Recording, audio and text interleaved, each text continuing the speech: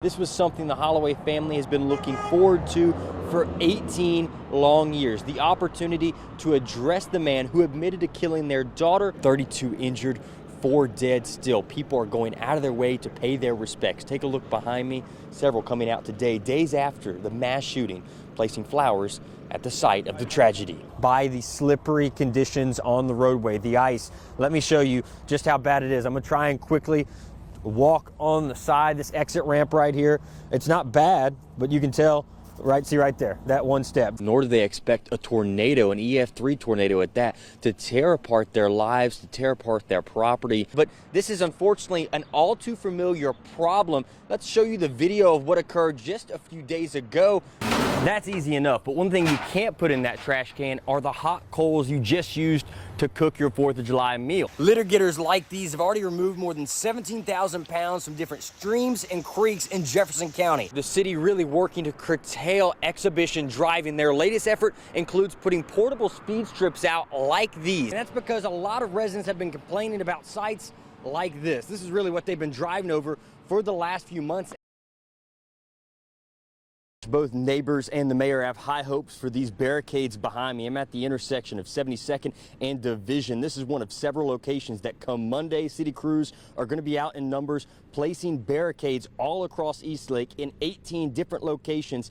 The goal, or really the hope, is to limit the number of ways to get in and out of this community and in turn really help reduce crime in this historic area.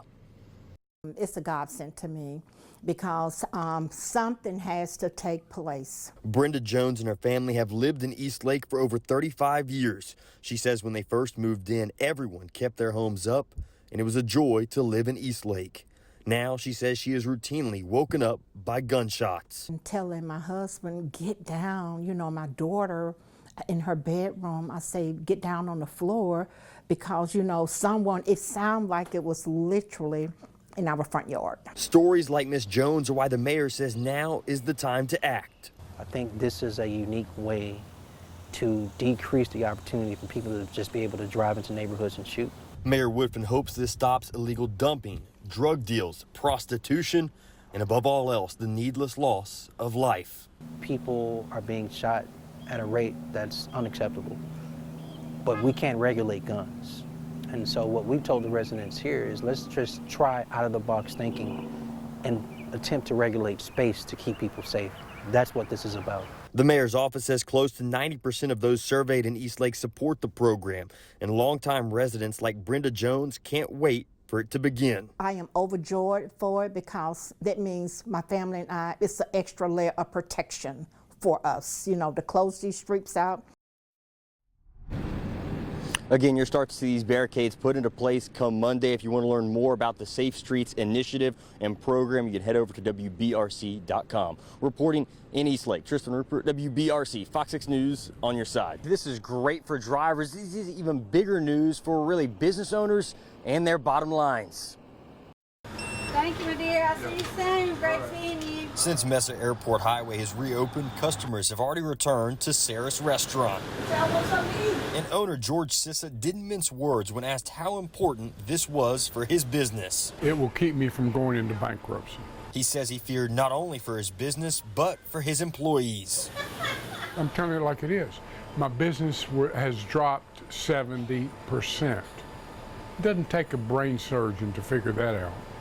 It's been like that for 9.5 months. Sissa says before the road was closed, flooding was still an issue. So to see it like it is now, with cars rushing by, means a great deal to the restaurant owner. It was a blessing to see no water, the barricades gone, the blockade's gone, and it was passable. I mean, that was just like daylight. Sissa says he is both proud and thankful that the city took action to reopen the road.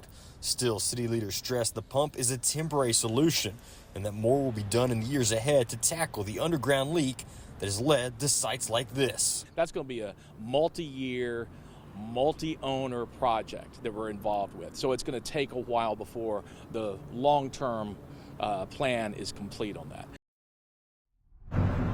Now, the temporary solution cost the city $65,000, but if you ask Sissa, he says the other business owners in the area, they believe it is well worth it. We'll, of course, update you more once we know more about the long-term plan. Until then, reporting in Birmingham, Tristan Ruppert, WBRC, Fox 6 News on your side. This was a truly traumatizing event for the Lawrence family. Take a look at the damage for yourself. We've got a spotlight out here. This back porch patio kind of just goes to showcase the power and ferocity that they witnessed firsthand themselves. That powerful storm really did a number on their property. And take a look at this. We're going to put this light to use. We're going to shine this up into the tree. I mean, that strong storm ripped this limb apart and right into their home. That's where they say the family was in the living room, the boys asleep, and that's really when all the chaos ensued. Right then, it was like a complete bomb went off. Maggie Lawrence says that is when a tree slammed into their home just inches away from both her and her husband. But their first thought wasn't for their own safety, but their 3 kids. We couldn't get to them. All of this was barricading the door. Finally, her husband Craig was able to push through into the bedroom. I remember my husband screaming, "They're alive, they're alive." Then Craig had to help 2 of his boys get out. My dad broke open the door and then we escaped. They were able to get their other child out of another room safely, and the family has stayed in a hotel since the storm. The kids still struggling with so many of their possessions being lost or laid to waste. You can't take any of that to heaven. I know. And everything, we can find the new stuff. Still, Maggie believes the kids can learn from this. She says it shows just how big of a blessing others can be in a crisis, and many have stepped up for the Lawrence family in their time of need. I could never name all the names. I lost count of the people. But when I tell you Homewood is a home, I can't even describe the amount of people that just showed up. She says it really has been inspiring just how many people have really come out and supported her and her loved ones. And while she couldn't get the full list together, she tried to name as many people as possible. That full list will be online on the web version of this story. But really an amazing scene of Homewood coming together to really wrap their arms around a really impressive family that is hurting. Reporting in Homewood, Tristan Ruppert, WBRC, Fox 6 News on your side.